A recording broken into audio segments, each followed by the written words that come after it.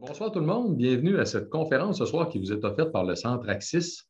Ce soir, on va parler de santé cardiovasculaire, de réduire les risques, de prévenir, en fait, mais aussi même de renverser les problèmes causés par la maladie cardiovasculaire. Donc, on est bien sûr avec Dr Anne-Isabelle Dionne, en fait, qui va, au tout début, en fait, même nous présenter qu'est-ce que c'est que le Centre Axis. C'est un organisme à but non lucratif, je vous le rappelle en passant, c'est extrêmement important. Et donc, je vais tout simplement animer, si vous voulez, la rencontre avec Dr Dionne, en fait, qui va être aussi disponible pour répondre à vos questions. Donc, ce soir, on s'en tient aux questions sur le Centre Axis et sur le programme qu'on va vous annoncer aujourd'hui. Il y a un séminaire qui va être en ligne très, très bientôt, qui est en pré-vente jusqu'au 4 avril, 3 avril, excuse, et qui va être donc lancé le 4 avril. Donc, un séminaire justement sur le renversement, la prévention de la maladie cardiovasculaire. Donc, bonsoir, Dr Dionne. Bonsoir. Donc, en commençant, en fait, peux-tu nous donner quelques explications sur qu'est-ce que c'est que le Centre Axis? Tout à fait, Éric. Alors, premièrement, merci beaucoup pour l'invitation encore une fois. Ça me fait chaud au cœur de pouvoir bénéficier d'un espace en ta présence pour pouvoir discuter d'un projet qui est vraiment important pour moi. Alors, le Centre Axis, c'est un organisme à but non lucratif, comme tu l'as mentionné, que j'ai créé en 2018 et qui a commencé son histoire finalement avec la population post-infarctus dans le territoire de la Montérégie pour offrir un programme de réhabilitation cardiovasculaire et de guidance vers l'obtention de plus saines habitudes de vie, étant donné qu'il n'y avait pas beaucoup d'offres de services dans la région à cette époque-là. Et dans le but d'améliorer un peu notre offre de services dans les dernières années, on a décidé de changer un petit peu notre fusil d'épaule et d'étendre nos services à la population qui va bien au-delà de la clientèle qui a subi un infarctus ou un incident cardiovasculaire, là, mais plutôt à des gens qui ont des maladies chroniques, même pré-maladies cardiovasculaires, donc des syndromes métaboliques, un surpoids, un diabète, une hypertension, ou toutes sortes d'autres problèmes de santé, dans le but de bénéficier de l'accompagnement personnalisé des professionnels de la santé qui sont spécialisés en médecine préventive. Alors, notre mission, c'est vraiment de combler un besoin dans la collectivité en regard de l'accompagnement des individus qui cherchent d'autres moyens d'améliorer leur santé plutôt que d'arriver dans le bureau de leur médecin et qu'on leur présente finalement des prescriptions pour contrôler leur glycémie, des prescriptions pour contrôler leur cholestérol, ou toutes sortes de choses comme ça, ou leur pression artérielle. Je ne dis pas que c'est mauvais, hein?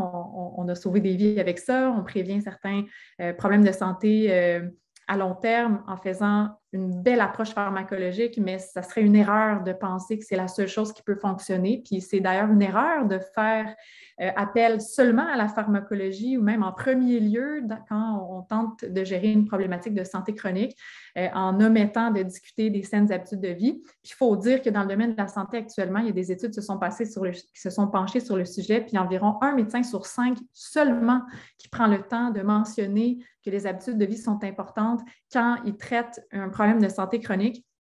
Et je me doute bien que la minute qui est accordée sur le sujet est probablement pas suffisante pour mobiliser quelqu'un dans l'adoption de plus saines habitudes de vie.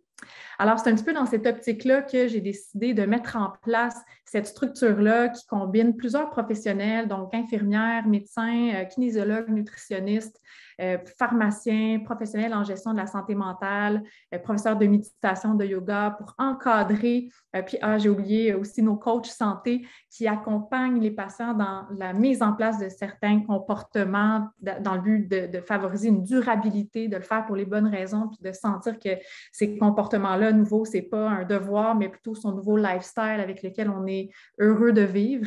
Alors, ces professionnels-là travaillent en collaboration avec une supervision médicale, puis on englobe le patient dans son objectif bien-être et on l'accompagne pour tenter d'améliorer le contrôle de sa maladie chronique, voire même la renverser, parce qu'on a des très beaux cas de succès, de rémission de diabète, d'hypertension, d'amélioration des valeurs de cholestérol, de perte de poids, et j'en passe. Là. Alors, on tente d'offrir ces beaux services-là à la collectivité à défaut de pouvoir avoir accès facilement à cette approche-là dans le réseau conventionnel.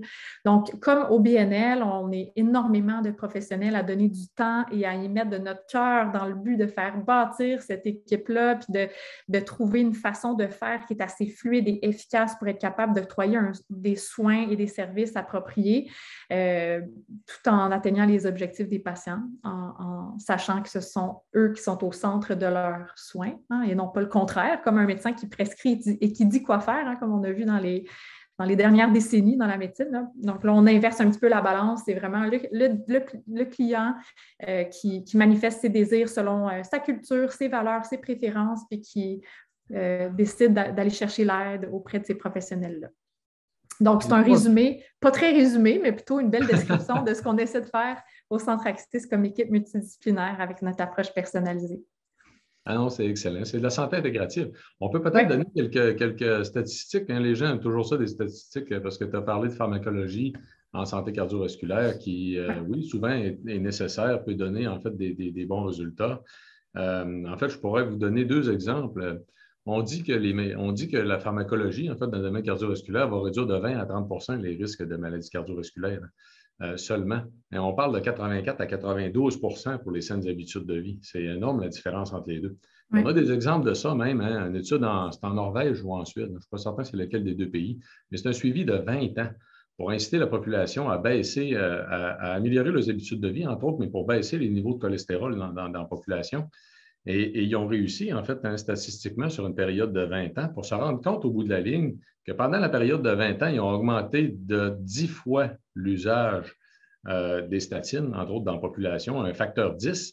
Puis qu'au bout de la ligne, en fait, là, la réduction du cholestérol dans la population s'expliquait à 30 par l'usage des statines, 70 par l'amélioration des habitudes de vie. C'est énorme l'impact qu'on peut avoir avec l'amélioration des habitudes de vie. Absolument, vraiment. Puis ça, c'est bien documenté, comme tu le dis. Là.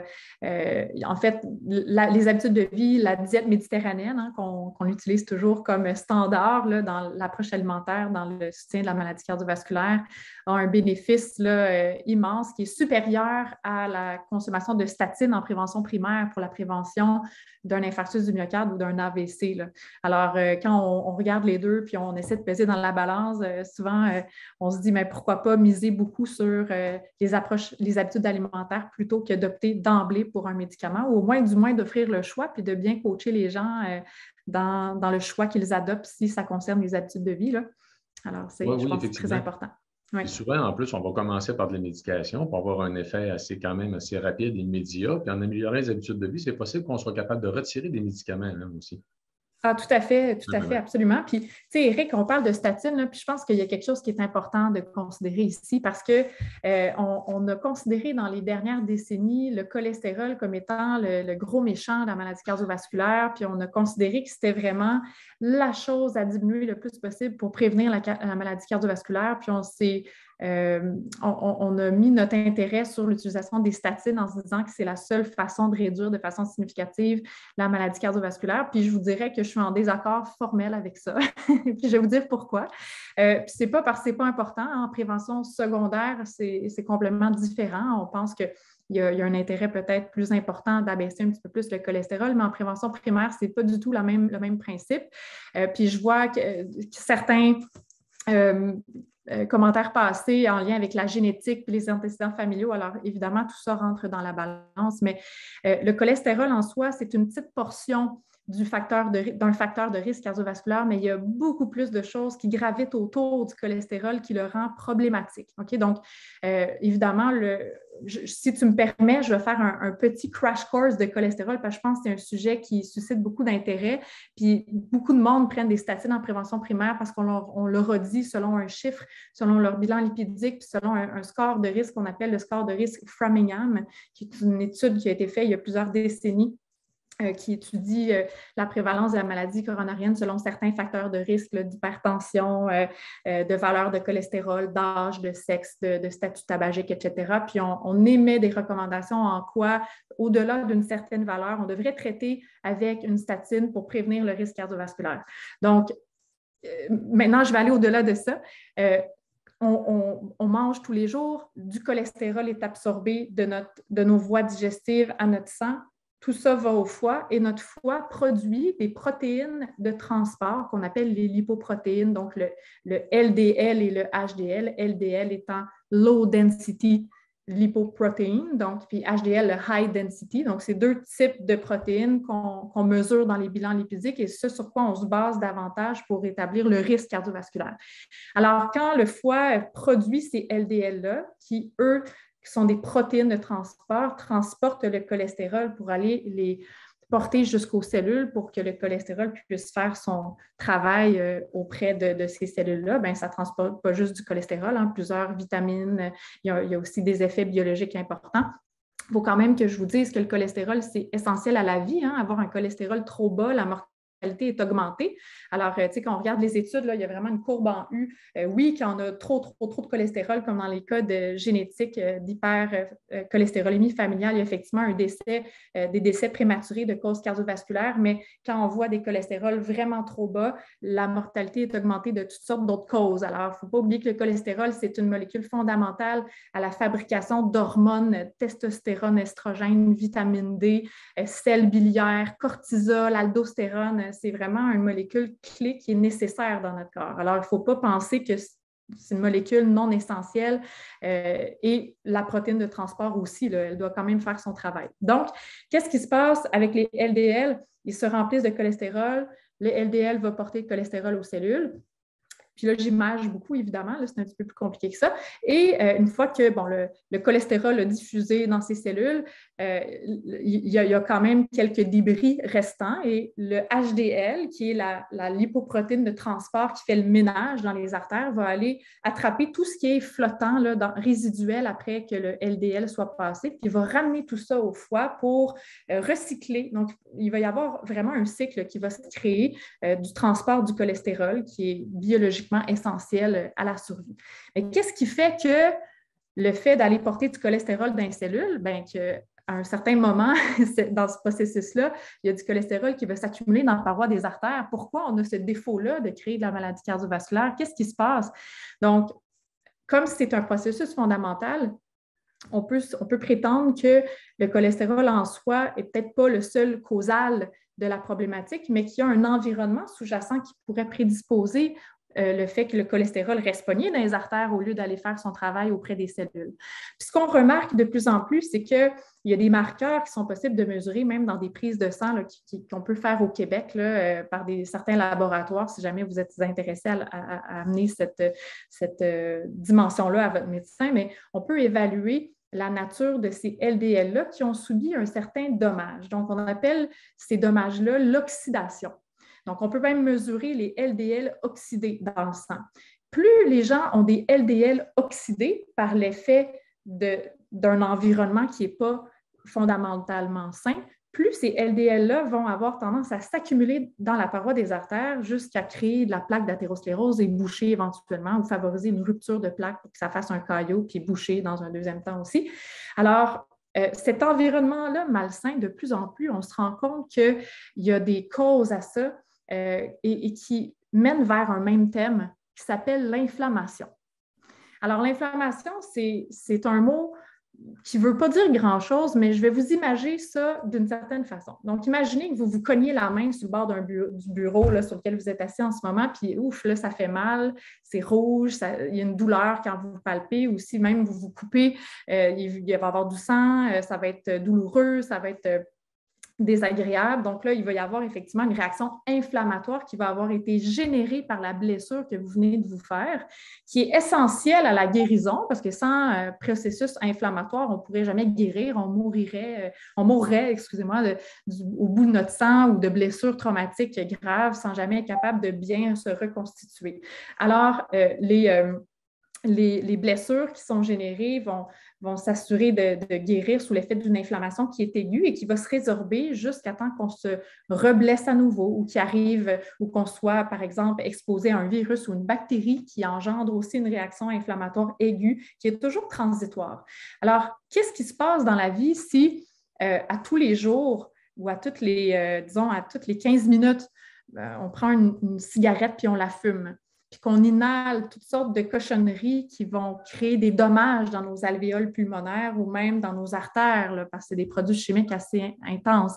Qu'est-ce qui se passe si à toutes les fois qu'on met une bouchée dans notre bouche ou une collation, on ingère des aliments transformés avec des édulcorants synthétiques, avec des agents de conservation, avec des gras chauffés à haute température, avec du sucre, avec toutes sortes de choses qui vont générer encore une blessure dans différents organes dans notre système digestif, dans les artères, une fois que ça va s'être absorbé.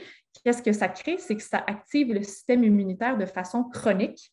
Et parce que le corps va être en mode guérison ou combat de ces comportements-là malsains qui projettent le corps dans un environnement qui n'est pas compatible avec sa physiologie normale.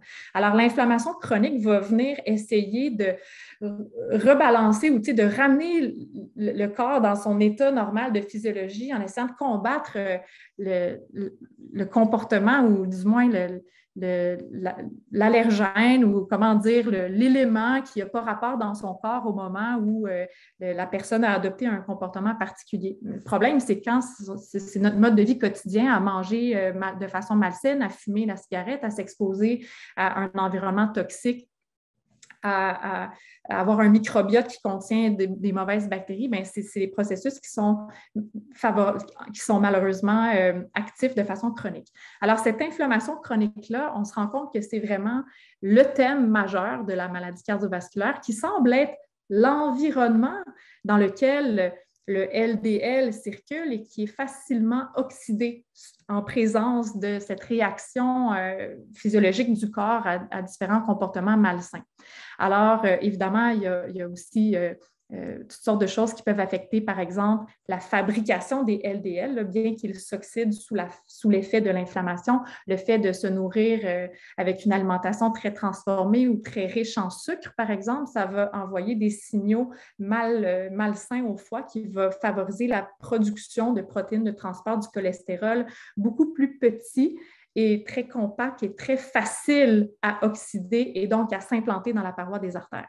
Donc, évidemment, c'est un résumé, encore une fois, peut-être, j'espère bien vulgarisé, du fait que le cholestérol n'est vraiment pas le seul marqueur potentiellement dangereux. Hein, puis au contraire, quand il n'y a plus du tout d'inflammation ou quand l'environnement est très bien contrôlé, bien, le cholestérol est moins susceptible de s'accumuler dans la paroi des artères, même s'il est à un niveau plus élevé que la normale. Évidemment, tout ça dépend du profil génétique des antécédents familiaux.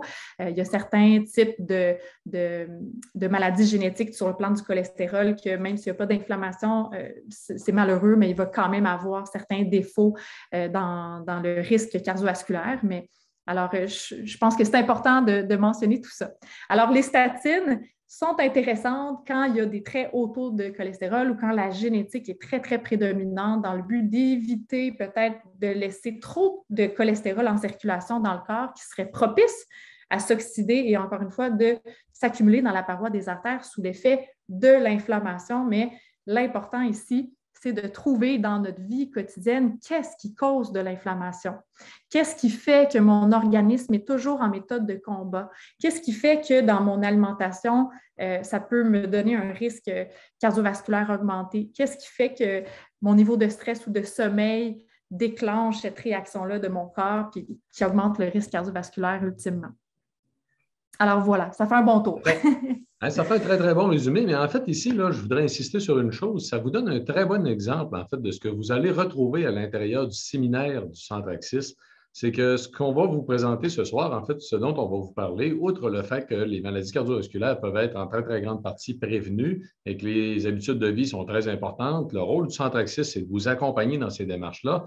C'est que le Centre Axis va mettre en ligne, en fait, à partir du 4 avril, va rendre disponible un séminaire qui contient beaucoup d'informations sur tout l'ensemble, en fait, des considérations qui entourant la maladie cardiovasculaire.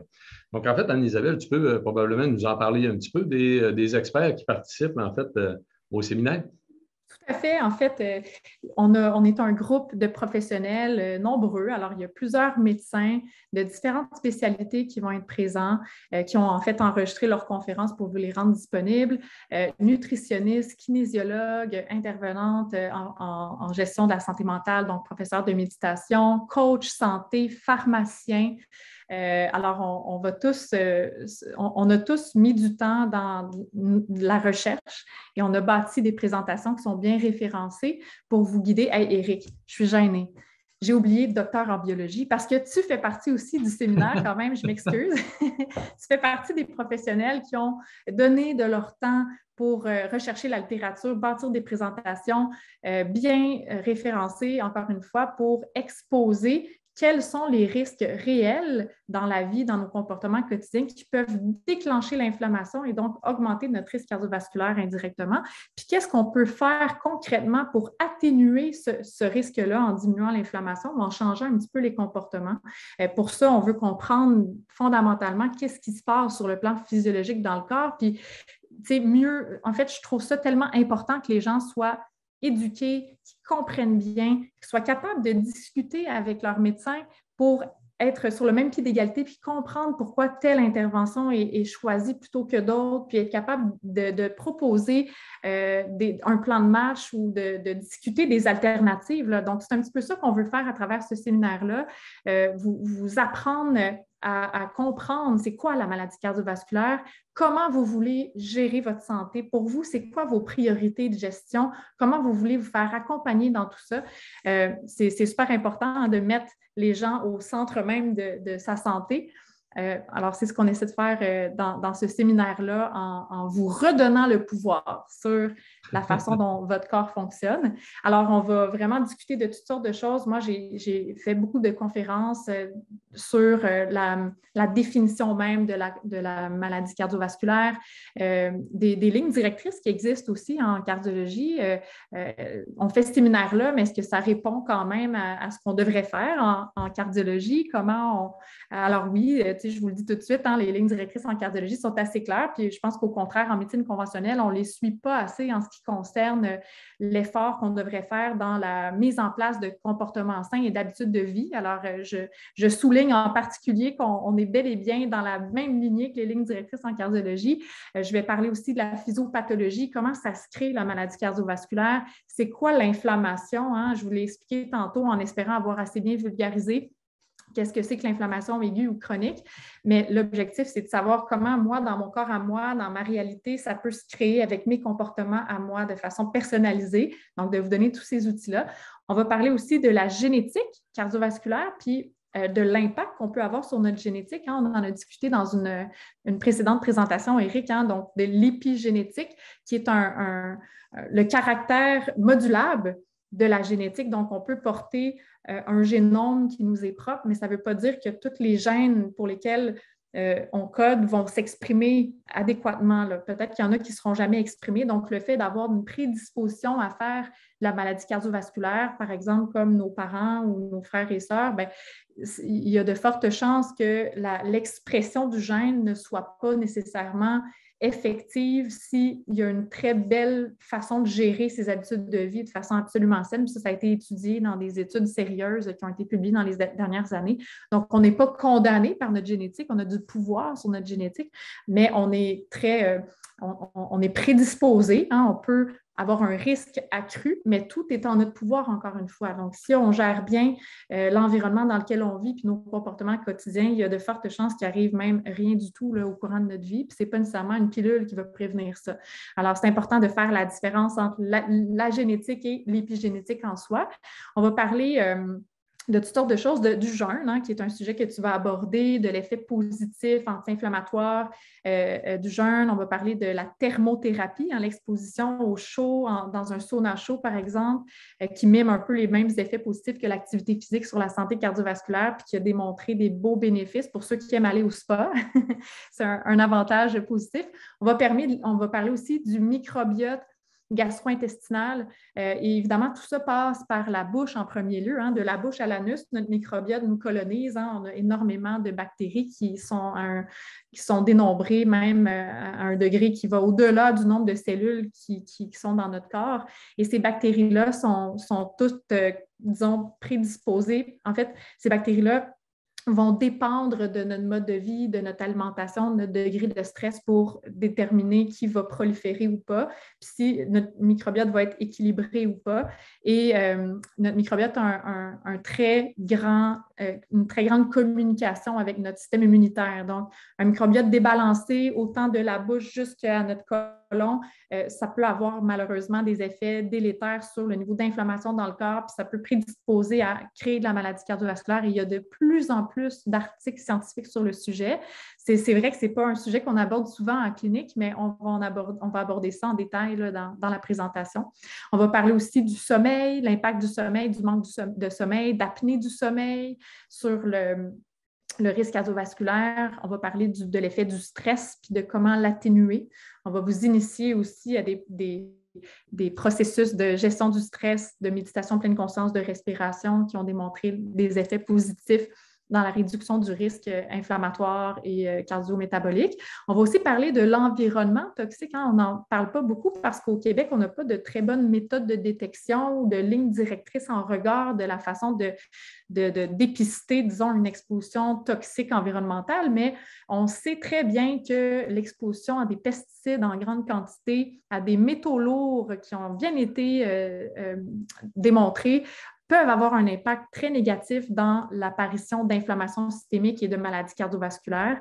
Il y a aussi plusieurs substances dans disons, notre vie quotidienne, les BPA, les phtalates, par exemple, qui vont avoir un lien dans le système endocrinien. Donc, ils vont perturber énormément les hormones. Ça va aller jusqu'à l'insuline, le glucose. Donc, on peut voir des cas de diabète, syndrome métabolique, résistance à l'insuline apparaître juste sous l'effet d'une exposition environnementale toxique. Alors, c'est un sujet qui est en émergence, qui est en étude constante, mais c'est très intéressant. Il y a des experts mondiaux qui se sont penchés sur le sujet, qui ont évoqué là, toutes sortes de belles choses qui sont importantes à prendre en considération dans la gestion des maladies cardiovasculaires. Donc, on va aussi parler de la médication. On va faire un tour sur qu'est-ce qui est utilisé de façon habituelle en prévention primaire. Est-ce que ça en vaut la peine? C'est quoi? On utilise souvent la nomination number needed to treat en statistique. Combien on a besoin de traiter de personnes pour avoir une vie de sauvée ou un infarctus du myocarde de sauver. Donc, la médication s'inscrit comment? Les habitudes de vie s'inscrivent comment là-dedans? On va en parler un petit peu. On va parler aussi de la médication qui est utilisée après un événement cardiovasculaire parce que ce n'est pas parce qu'on cherche en fait, on fait la promotion de prévention primaire, mais quand on a un événement cardiovasculaire, malheureusement, on l'a eu, mais ce n'est pas impossible qu'on puisse faire régresser les lésions artérielles qui sont déjà implantées. On peut soit les stabiliser, soit les voir régresser. Donc, ce n'est pas nécessairement uniquement la prévention primaire là, qui est importante dans notre séminaire. Donc, on veut donner des outils aussi pour ceux qui ont eu des événements cardiovasculaires confirmés. Alors, qu'est-ce qui fonctionne? Qu'est-ce qui est important de considérer dans la médication en prévention primaire? Qu'est-ce qui peut se déprescrire avec le temps quand on améliore sa santé par le biais des habitudes de vie, parce qu'il y a certains médicaments qu'on peut enlever. On n'est pas pogné avec 6-7 pilules pour le reste de sa vie si tout va bien. Alors, voilà, on va aborder toutes sortes de choses comme ça, puis je pense que ça va être vraiment passionnant pour la plupart des gens qui vont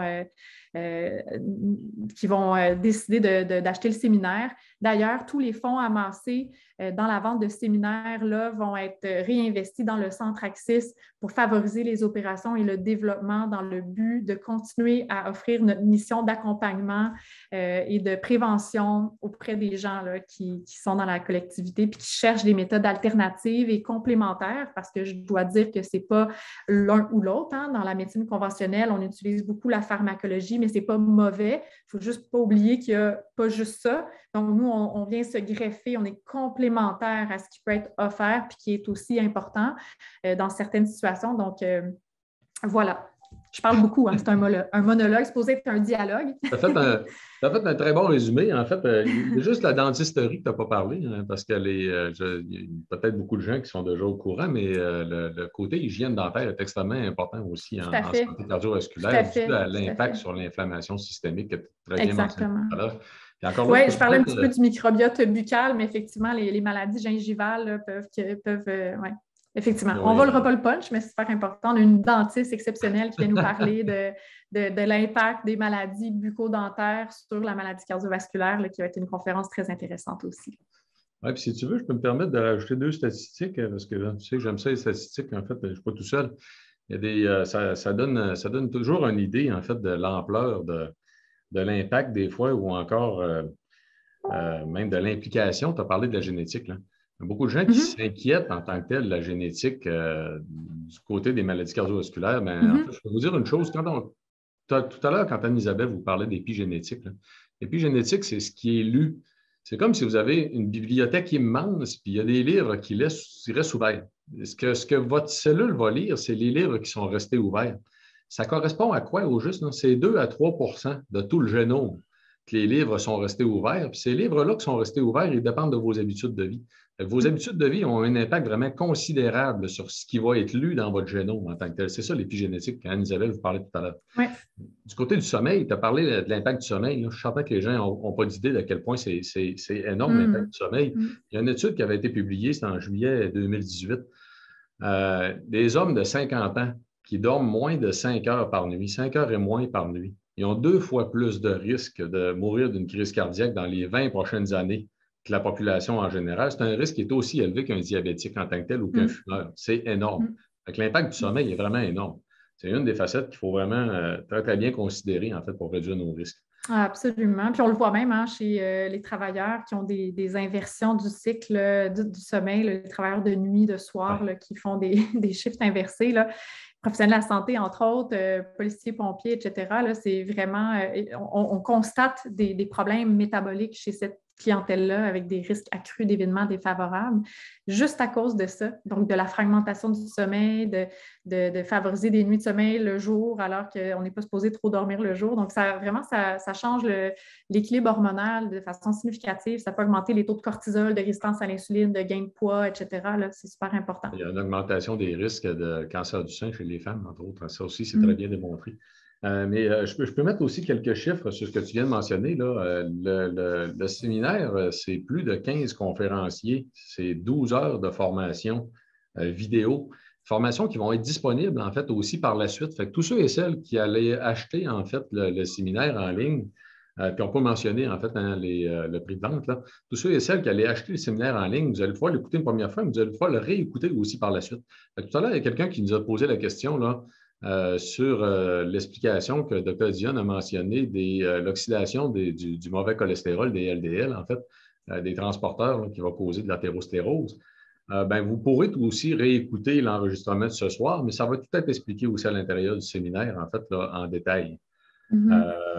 Donc, en fait, on peut le mentionner, hein, Anne-Isabelle, le séminaire, c'est 250 Oui. pour avoir accès, en fait, à plus de 15 conférenciers, plus de 12 heures de formation, en fait, en vidéo. Donc, c'est vraiment énormément d'informations là, qui vont couvrir toutes les facettes de santé que Dr. Dion nous a dit il y a quelques minutes.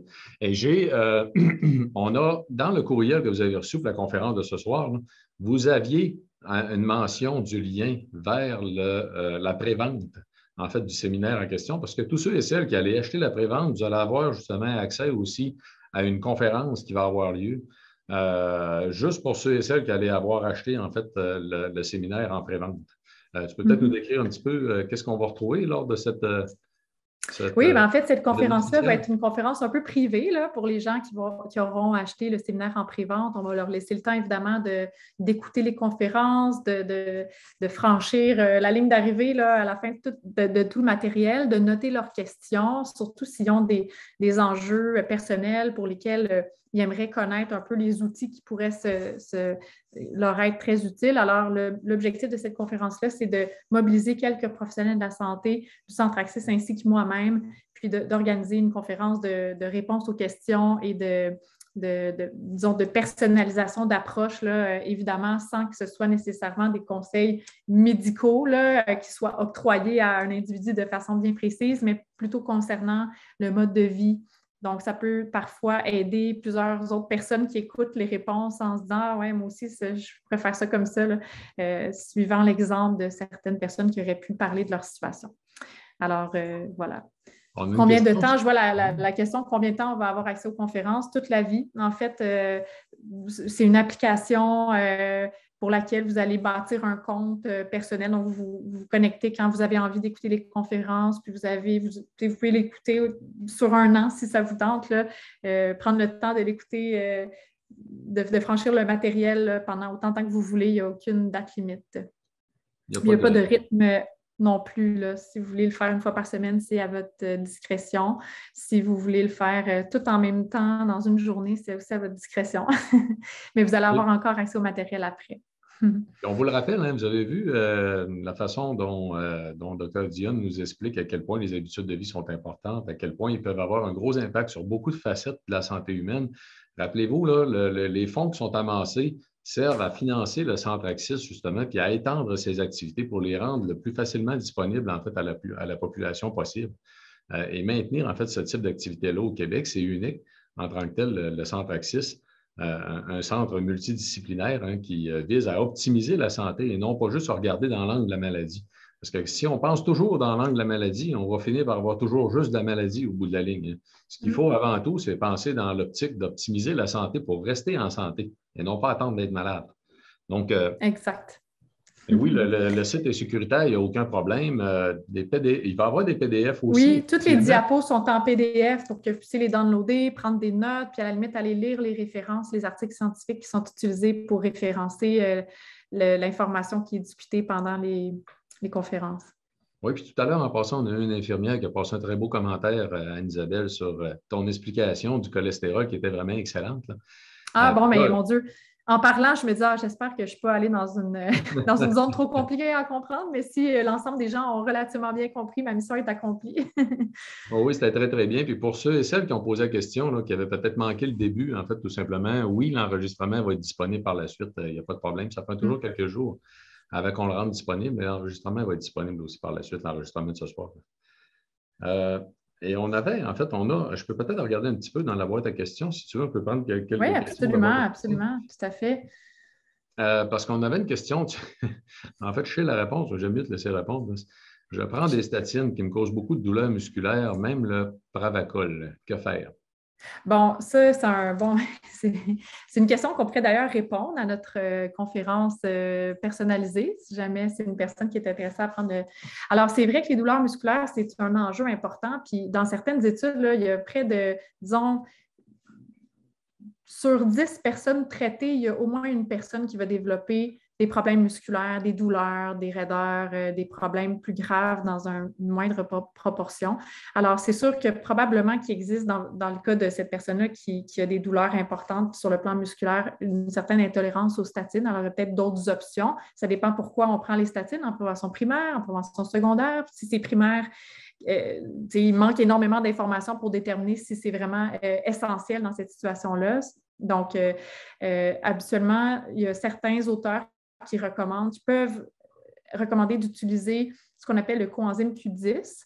C'est très controversé aussi comme recommandation, donc on n'en prescrit pas d'emblée, mais pour certaines personnes, ça peut aider beaucoup parce qu'il faut savoir que les statines vont bloquer la HMG-CoA réductase, qui est une enzyme qui va aussi être interpellée pour fabriquer un antioxydant essentiel pour les cellules qui s'appelle le coenzyme Q10, qui est une coenzyme qui est essentielle dans la chaîne respiratoire puis qui favorise dans les cellules la fabrication d'énergie. Alors, quand on manque de coenzyme Q10, on peut avoir un peu plus de radicaux libres, on peut augmenter l'impact sur la cellule, plus de stress sur la cellule, plus d'inflammation d'une certaine façon. On peut créer de la fatigue, on peut créer un dysfonctionnement, disons, de cette cellule-là à proprement parler. Là, je vous parle à l'échelle biochimique à proprement parler.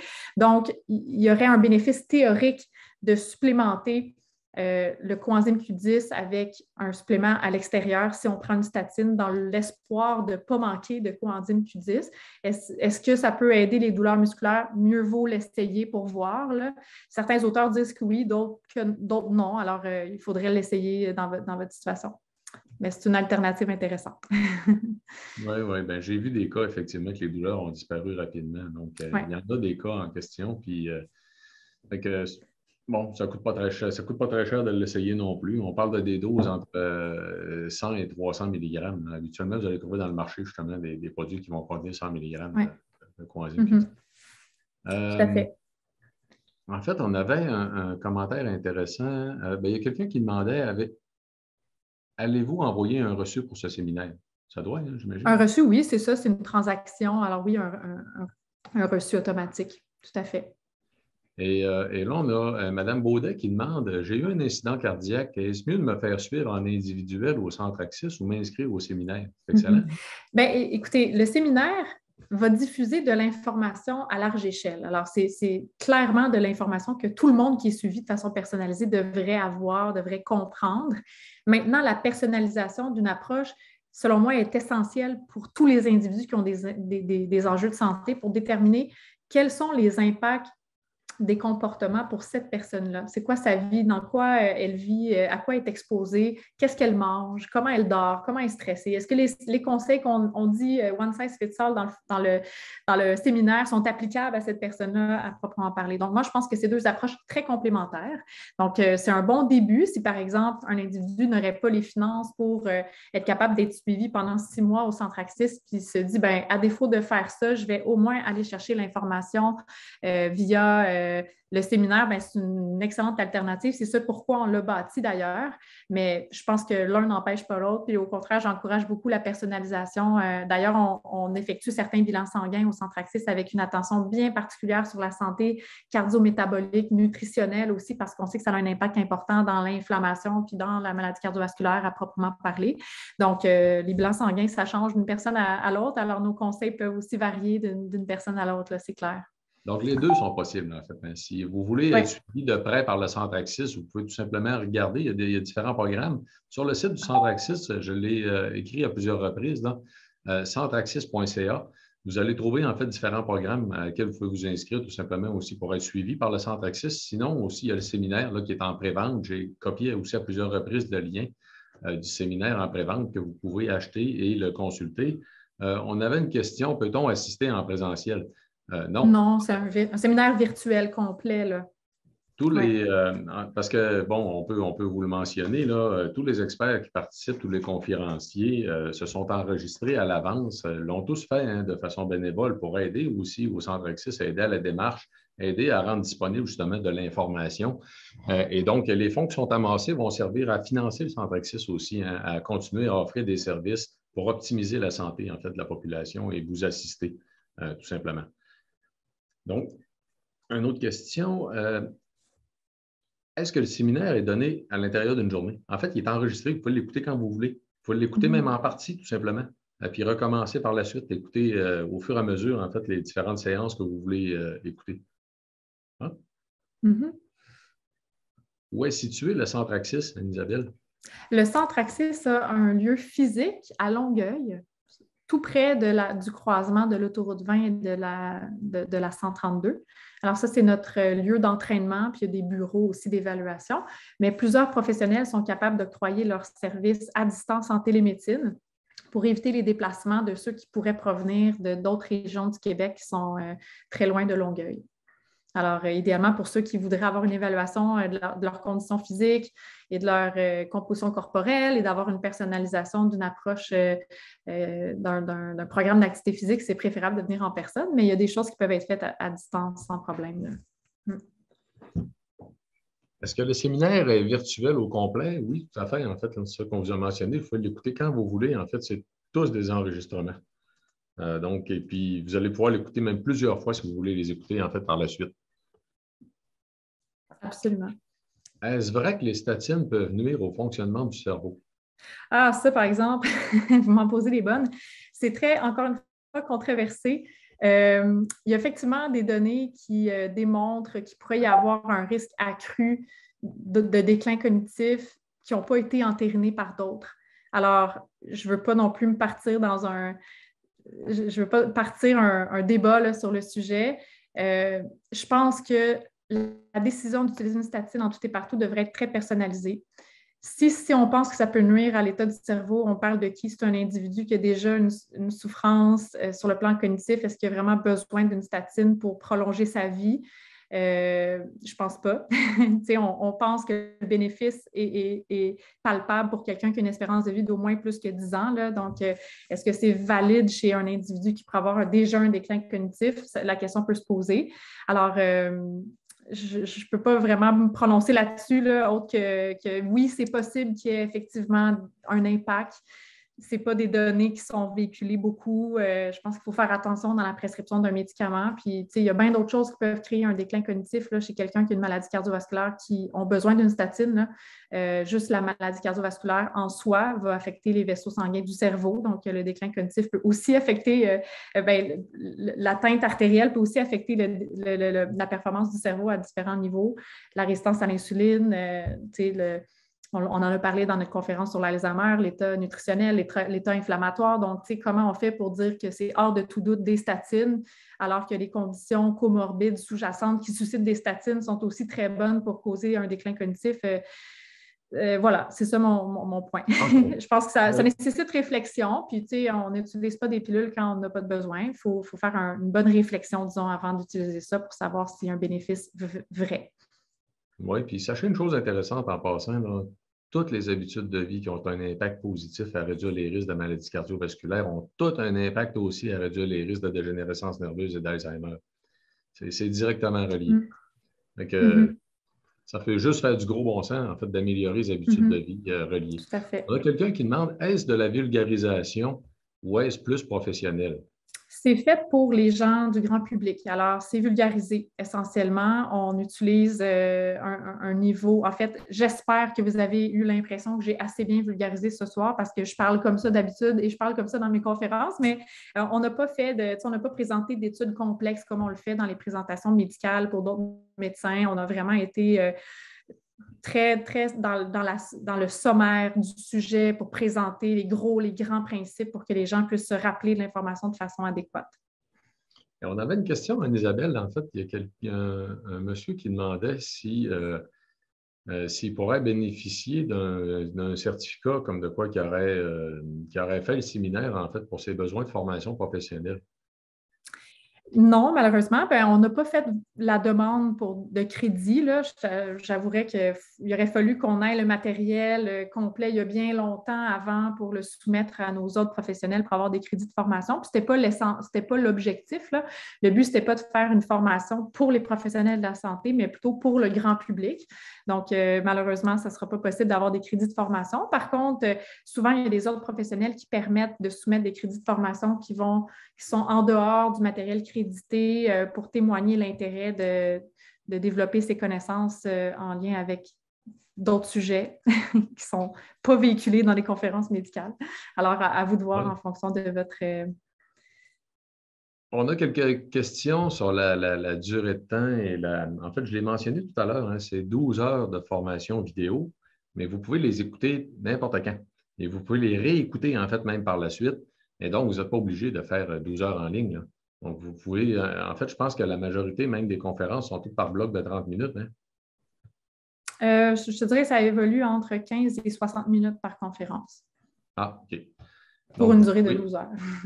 Et vous pouvez les écouter dans l'ordre que vous voulez aussi. Là. Donc, vous n'êtes pas obligé de suivre l'ordre. Vous pouvez aller par les sujets qui vous intéressent le plus en premier si vous voulez, les réécouter, il n'y a aucun problème.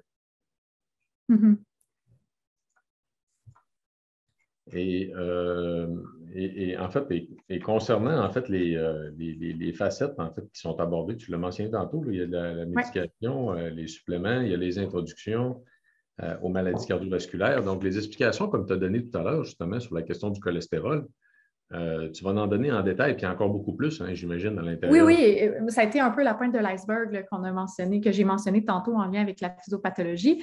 Il y a en fait une bonne médecin, collègue qui s'est penchée sur le sujet, qui va faire une conférence complète sur le cholestérol et tout ce qu'il faut voir au-delà du cholestérol. Donc, qui va nous ouvrir les yeux sur le sujet, sur la physiologie, sur d'autres marqueurs à prendre en considération plutôt que juste les LDL. Ça ne veut pas dire qu'ils ne sont pas importants, mais qu'il y a aussi d'autres choses qui doivent être interprétées dans le bilan lipidique que fait votre médecin de façon routinière. Donc, si les gens apprennent à calculer, à regarder leurs ratios, à vérifier les tendances qui évoluent bien, ben, c'est tout de même rassurant, puis ça nous redonne le pouvoir sur notre santé, puis c'est le fun.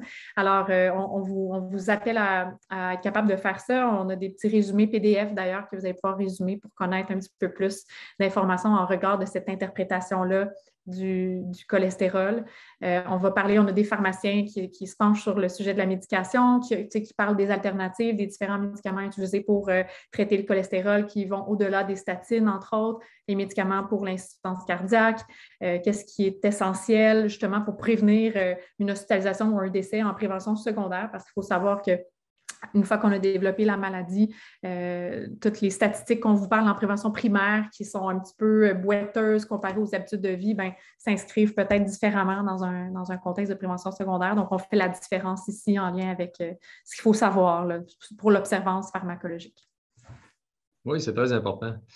Et on avait encore la question, donc les conférences seront accessibles pendant combien de temps? On l'a mentionné tout à l'heure, en fait. Hein, ils vont être accessibles tout le temps par la suite. Donc, les gens qui achètent le séminaire vont avoir accès toujours par la suite, finalement, au contenu, vont pouvoir réécouter les conférences tout le temps qu'ils veulent, tout simplement.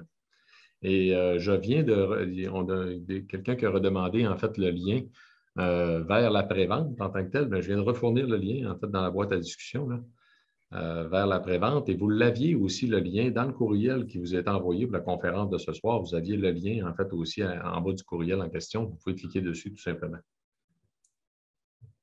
Et là, on a la durée totale, 12 heures. 12 heures de contenu vidéo, en fait, pour environ, là, c'est ça. Il pourrait y avoir quelques minutes de plus ou moins, là. Environ, ce qui est extrapolé. Environ, oui, parce qu'on disait, j'ai cru comprendre 3 heures. Non, ce n'est pas 3 heures, 12. 12, oui. Exactement. Ouais. J'ai vu passer une question un petit peu plus tôt. Là. On parle de stéatose hépatique non alcoolique. Qui se demande s'il y a un lien avec la santé cardiovasculaire, puis je vous dis un gros oui. Ça, d'ailleurs, c'est super intéressant, puis je vous demande de porter attention si jamais vous avez déjà eu une échographie abdominale pour toutes sortes d'autres problèmes de santé investigués par votre médecin, des fois un écho rénal ou un écho de la vésicule biliaire pour évaluer s'il y a des calculs à l'intérieur ou un écho pelvienne où est-ce qu'on a aussi fait la portion abdominale. Souvent, le radiologiste parle de la texture du foie en disant « Ah, foie légèrement stéatosé, modérément ou très sévèrement stéatosé ». Donc, la stéatose hépatique, c'est un phénomène qui est expliqué par une infiltration de gras dans le foie. Et il faut faire attention parce que c'est un peu paradoxal, parce que ce n'est pas parce qu'on mange trop de gras qu'on va faire trop de gras dans le foie. Okay? Donc, il n'y a aucun lien, en fait, ou très peu, ou en tout cas, il faudrait que j'aille dans les détails pour vous dire exactement s'il y a effectivement un lien avec l'augmentation de la consommation en gras, mais essentiellement, c'est une alimentation trop riche en glucides transformés en sucre, en glucides très raffinés comme dans farine, là, farine raffinée blanche là, en grande quantité, des pâtes, du pain, céréales à déjeuner, biscottes, desserts, sucre, aussi très riche en fructose, sirop de maïs à haute teneur en fructose qui sont utilisés d'ailleurs pour donner de la saveur sucrée à toutes sortes d'aliments transformés. Et l'alcool, bien entendu, qui a un bon impact là-dessus. Puis quand je parlais de diète riche en gras, seulement à un certain niveau, il peut y avoir une certaine lipotoxicité d'une diète qui est trop riche en gras. Je ne rentrerai pas dans le détail là, actuellement parce que ça fait partie du continuum high carb, low carb, cétogène, là, mais moi, je veux vous dire vraiment qu'est-ce qui est à retenir, c'est la stéatose hépatique qui est vraiment relative à une alimentation trop riche en glucides transformés, fructose, etc. Alors oui, il y a un lien direct avec la façon dont en fait, ça témoigne d'une sorte de résistance à l'insuline que peut développer l'organisme, qui peut affecter aussi la faculté avec laquelle le foie va fabriquer les lipoprotéines de transport du cholestérol juste en périphérie. Quand je vous disais tantôt, quand je vous parlais du cholestérol, il y a aussi l'impact de la production du LDL par le foie qui va être de mauvaise qualité et qui peut s'oxyder plus facilement et donc faire de l'athérosclérose. Bien, c'est tout dans le même continuum, là. Alors, une des façons de faire du renversement de la stéatose hépatique, Premièrement, en éliminant tous les aliments transformés, l'alcool, réduire la charge de glucides raffinés dans l'alimentation, puis la stéatose peut se corriger. Et ça témoigne aussi d'une amélioration de la résistance à l'insuline, probablement une amélioration de la qualité des protéines de transport du cholestérol, souvent une amélioration de la tension artérielle. Donc, tout va ensemble. Donc, oui, il y a un lien.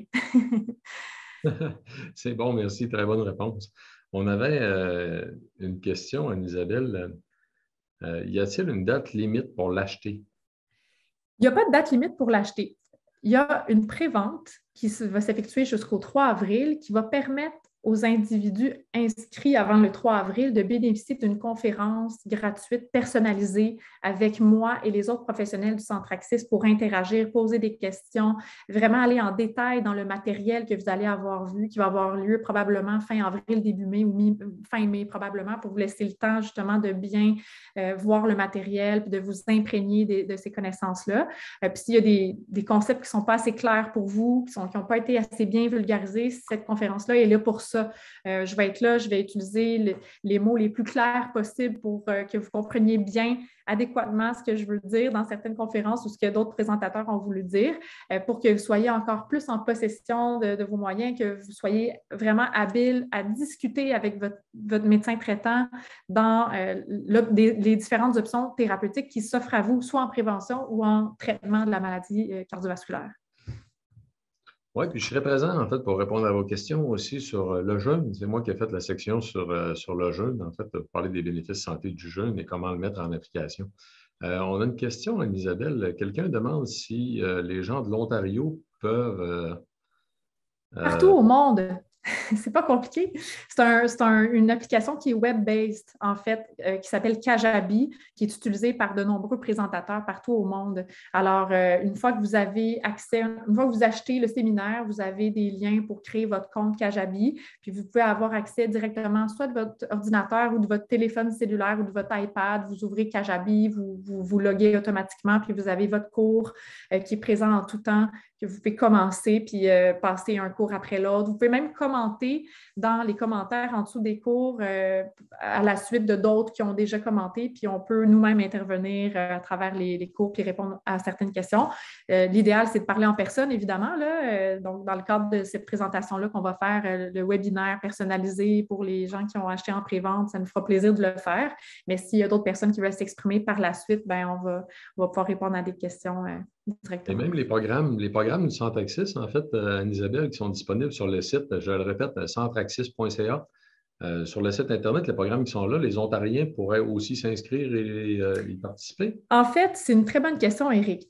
Les médecins qui sont impliqués au Centre Axis sont associés à la RAMQ, c'est-à-dire que si, par exemple, dans le cadre d'une relation thérapeutique, un médecin voit un patient, bien, il est rémunéré par la RAMQ, puis sa responsabilité déontologique nécessite que le patient ait une adresse au Québec. OK? Donc, pour ce qui est des médecins, les médecins sont totalement indépendants avec le budget du Centre Axis, qui est un OBNL indépendant. Pour tout ce qui est les professionnels de la santé qui travaillent au Centre Axis, eux, ils peuvent offrir des services un peu à n'importe qui. Donc, si quelqu'un est de l'Ontario et veut bénéficier d'un suivi en kinésiologie à distance ou veut avoir un coaching de méditation pleine conscience, de cohérence cardiaque, veut avoir du coaching santé pour savoir comment implanter des habitudes de vie qu'il a de la misère à faire ou des échecs récurrents dans différentes tentatives dans sa vie, bien, on peut le faire à distance sans problème. Là. Donc, cette organisation-là, on l'a fait pour être capable de desservir des gens à l'extérieur du Québec, tant qu'on est au Canada, là, parce que notre responsabilité déontologique pour certains professionnels nécessite qu'on ait des citoyens canadiens pour qu'on puisse octroyer des services professionnels. Merci beaucoup pour la réponse. En fait, écoute, il y a déjà 20 heures hein, en passant. Ça fait qu'on peut peut-être, je ne sais pas si tu voudrais prendre encore quelques questions. Oui, j'en vois passer plein là, intéressantes. L'alimentation anti-inflammatoire, tout à fait. Jason Fung, tout à fait. C'est toutes des choses très intéressantes. Des gens un petit peu à l'avance sur leur temps qui ont démontré des corrélations avec certains, bon, là je parle pour Jacqueline Lagacé, mais certains allergènes alimentaires comme la caséine ou le gluten dans le déclenchement de certains processus inflammatoires. savoir. La raison pour laquelle on n'en parle pas beaucoup, c'est qu'on ne peut pas émettre des recommandations comme ça au public large parce qu'il n'y a pas assez de données probantes qui nécessitent qu'on fasse ces recommandations à large échelle. Par contre, il est très possible que des personnes qui ont de l'inflammation, qui se manifestent de différentes façons, des douleurs arthritiques, de la fatigue, des douleurs raideurs musculaires, un mauvais sommeil, puissent répondre favorablement à la restriction de certains allergènes de façon temporaire pour voir la réintroduction. Il y a toutes sortes de façons de faire dans l'alimentation fonctionnelle, en nutrition fonctionnelle. On le fait très régulièrement quand on veut personnaliser une approche qui est compatible avec la physiologie de l'individu. Alors oui, on est ouvert à cette approche-là. Il ne faut pas oublier que les gens, les patients sont au centre de leur santé. Hein. Ils ont lu, ils savent qu'est-ce qui leur fait du bien, ils savent qu'est-ce qui leur fait pas du bien, puis c'est pas à quelqu'un qui arrive à l'extérieur qui dit « Ah, faites ça, qu'on va régler les problèmes. Hein. » Il faut vraiment être attentif à ce que les gens veulent faire avec leur santé. Puis nous, notre objectif comme professionnels, c'est d'être capable de bien les guider à travers cette quête de santé qui leur appartient. Alors, on veut être sûr de ne pas aller chercher l'information au mauvais endroit, on veut être sûr de référer avec des données probantes, qu'est-ce qui existe sur le sujet, est-ce qu'il existe assez de littérature pour dire que c'est une bonne chose à faire. Donc, c'est un petit peu notre motto. Puis, je vais vous dire que, tu sais, Jason Fung aussi, là, en la diète cétogène, c'est encore une fois pas du tout quelque chose qu'on fait one size fits all. Il y a des gens qui ont envie de le faire pour leur santé. Tant qu'à le faire, on va les accompagner pour le faire correctement parce que c'est très possible de faire une diète cétogène de façon malsaine, puis de tomber malade, puis de devenir diabétique et inflammé là, avec une diète cétogène mal faite. Tantôt, je vous parlais de l'hypotoxicité là, qui cause la stéatose hépatique. C'est un petit peu ce même phénomène-là. Donc, il y a vraiment des principes de base à comprendre dans l'application d'une diète cétogène pour le bénéfice qui est escompté. Donc, je pense que c'est très important comme professionnel qu'on puisse reconnaître l'information qui est véhiculée sur le sujet pour bien accompagner les gens qui veulent mettre ça en application dans leur vie, là. Mais il faut être ouvert à tout parce que la santé, ce n'est pas juste une façon de faire, c'est peut-être plein de façons de faire en même temps. Il faut être capable de les connaître et d'être ouvert à ça. Là. C'est un petit peu ça la médecine intégrative, hein? D'être capable de reconnaître qu'on peut être plus qu'un professionnel à faire du bien aux gens, puis il y a peut-être des gens non professionnels aussi qui peuvent faire du bien aux gens. On n'est pas obligé d'avoir un ordre professionnel pour être capable d'offrir un soutien, un support ou des conseils qui sont de grande richesse pour des patients. Il suffit de le faire dans un environnement qui est encadré puis qui est sécuritaire et bienveillant pour les gens qui veulent mettre ça en application dans leur vie. Tu parlais tout à l'heure des bénéfices thermiques en passant du côté des maladies cardiovasculaires. Il y a eu une publication cette semaine de l'Université Laval, je ne sais pas si tu as vu, en fait, là, sur l'Alzheimer. Les impacts dans l'Alzheimer aussi, c'est fort intéressant. Oui, en démence, c'est clair, là, la thermothérapie, le sauna infrarouge, entre autres, là, sur l'effet sur les mitochondries. J'en parle un petit peu très sommairement dans le séminaire, là, mais on pourrait quasiment faire un webinaire sur la thermothérapie avec infrarouge pour l'effet sur le uncoupling mitochondria. Bon, mon anglais a eu de la misère ici, là, mais... mais en tout cas, bref, il y a plein de bénéfices intéressants. Puis oui, il y a des répercussions dans le déclin cognitif puis dans la maladie cardiovasculaire. Tout ça, là, c'est très intéressant. Des approches qui valent vraiment la peine d'être explorées. Tout à fait. On avait encore une question sur le contenu. Oui, vous allez avoir accès aussi à des PDF dans le contenu. Vous allez pouvoir télécharger, en fait, dans le contenu des conférences, vous allez pouvoir les télécharger en PDF. Donc, ça va être disponible aussi pour les gens qui achètent, en fait, le séminaire. Puis les gens qui achètent le séminaire, automatiquement, vous allez être redirigés, parce qu'il y a quelqu'un qui posait une question sur l'application en question. Alors, automatiquement, vous allez être redirigés, en fait, c'est que le séminaire est hébergé par l'application en tant que tel. Donc, vous n'avez pas besoin de la télécharger. Vous allez être automatiquement redirigé. Ça va se faire tout seul. Vous n'avez pas besoin de vous inquiéter. Donc, écoutez, il est déjà 20h06, en fait, et merci beaucoup, en fait, pour tout le monde, pour votre attention. Hein. Je pense que vous avez eu donc un bon exemple de ce que vous pouvez avoir à l'intérieur du séminaire qui porte sur la prévention, le renversement de la maladie cardiovasculaire. Vous avez vu aussi un peu qu'est-ce qui caractérise le Centre Axis avec tous les programmes. Vous avez beaucoup de programmes en place, outre la question du séminaire. Je vous invite réellement à prendre connaissance du site Internet en détail du Centre Axis. Je vais vous le réécrire dans la boîte. N'hésitez pas à y aller. C'est centreaxis.ca. Et Anne-Isabelle, peut-être en terminant, un mot? En fait, moi, je suis tellement emballée de voir autant de personnes connectées ce soir pour moi, ça témoigne de leur soif de savoir, leur soif de comprendre, leur soif d'être accompagnés pour enfin maîtriser des choses qui se passent dans leur propre corps, là. Puis je trouve ça tellement fondamental à l'atteinte d'une santé optimale parce qu'on est propriétaire de notre corps. Fait qu'il faut commencer à savoir comment il marche, hein? Alors, moi, je trouve ça vraiment fantastique. Puis je trouve ça très rassurant aussi de voir autant d'intérêt des gens supportant de cette initiative-là en médecine préventive. Je trouve ça encourageant, puis ça m'encourage très clairement à continuer à mettre du temps dans le centre Axis, puis à le faire développer pour que ça devienne un modèle d'accompagnement, pour que ça devienne un peu la nouvelle médecine, hein, par laquelle on devrait passer en premier lieu avant d'aller chercher des soins de seconde ligne et de troisième ligne, là. Donc, je vous remercie énormément d'avoir pris du temps dans votre soirée de ce soir pour vous informer davantage en lien avec la maladie cardiovasculaire. Puis, ça sera un grand plaisir de vous revoir, soit comme client du séminaire, du webinaire personnalisé ou comme client du Centre Axis. Ça me fera un grand plaisir de vous soutenir. Merci. Et puis, je vous le rappelle, en fait, hein, dans le courriel de confirmation de l'événement de ce soir, vous aviez le lien vers la prévente, en fait, du Centre Axis, du séminaire. Donc, vous pouvez tout simplement cliquer dessus. Je l'ai copié à plusieurs reprises dans la boîte à discussion. Sinon, vous pouvez toujours m'écrire aussi, tout simplement. Si vous avez des questions, vous cherchez à rejoindre le Centre Axis, je vais vous envoyer tout simplement l'information. Merci beaucoup, Anne-Isabelle, en fait, pour ton temps. Tu as eu énormément de bons commentaires et de remerciements en passant, là. Merci à tout le monde. Je n'ai pas le temps de tout lire, mais vraiment, merci pour votre attention et votre intérêt, là. Ouais. Et sur ça, on va vous souhaiter une bonne fin de soirée. Donc, au plaisir, en fait, j'espère d'avoir l'occasion encore de vous reparler bientôt. Merci, Dr. Diane. Merci beaucoup, Éric. Bye. Au revoir.